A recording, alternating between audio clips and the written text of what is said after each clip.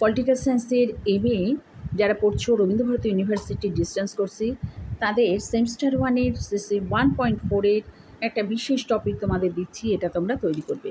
এটা হলো জওহরলাল নেহেরু। জওহরলাল নেহেরুর প্রশ্ন যাই থাকুক না কেন, তোমরা এই টপিকটার থেকে একটু তৈরি করে নাও।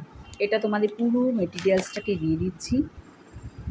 নেহেরুর রাজনীতিতে অংশগ্রহণ, নেহেরু সম্বন্ধে, নেহেরুর পূর্ণ স্বরাজের দাবি এবং বামপন্থী মনোভাবের প্রতি সমর্থন, অর্থাৎ 1927 থেকে 1936 সালে এই যে সময়টা, এই সময়টা নেহেরুর মতাদর্শগত অবস্থানে পরিণত হওয়ার সময়।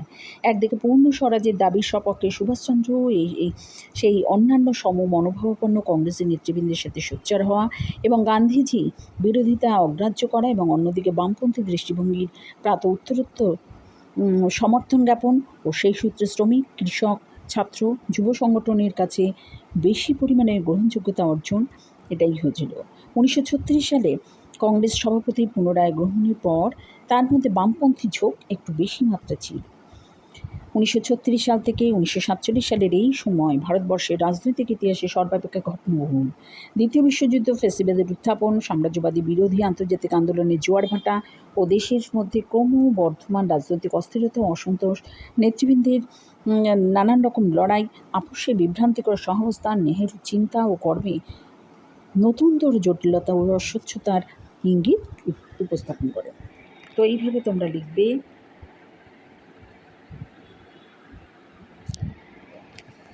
এছাড়াও 1945 সালে নেহেরু মুক্তি পেয়েছিলেন জেল থেকে, এবং পরবর্তী 2 বছর তিনি ভারতবর্ষের স্বাধীনতা লাভের চূড়ান্ত বন্দোবস্ত নিয়ে অন্যান্য নেতৃবৃন্দের সাথে ব্যপ্ত থাকেন। দেশভাগের বেদনাদায়ক সিদ্ধান্ত, ক্ষমতার হস্তান্তর, সাম্প্রদায়িক নৃশংসতা ও স্বাধীন ভারতবর্ষের সংবিধান রচনার প্রস্তুতির মধ্যে দিয়ে নেহেরু চিন্তা ও কর্মের ক্ষেত্র বদল হয়।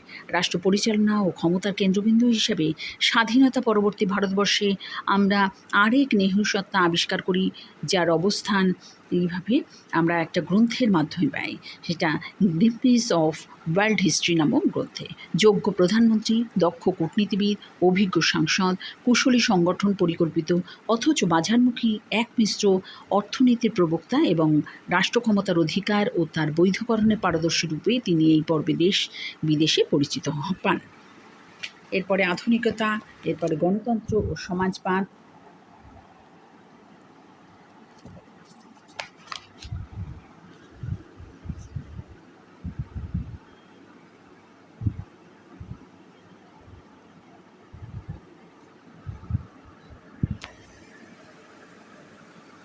এইভাবে তোমরা দেবে। এটা কিন্তু এমএ পলিটিক্যাল সায়েন্সের সিসি 1.4-এর একটা টপিকের আনসার। এরপর নেহেরু, জিন্না ও স্বাধীনতা।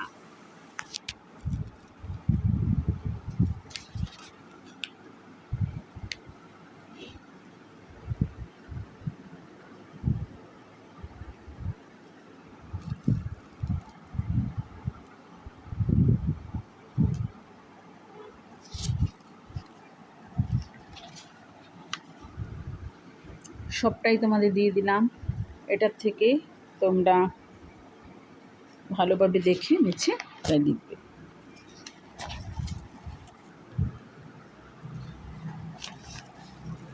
এটা ছিল জওহরলাল নেহেরুর একটা বিশেষ টপিক।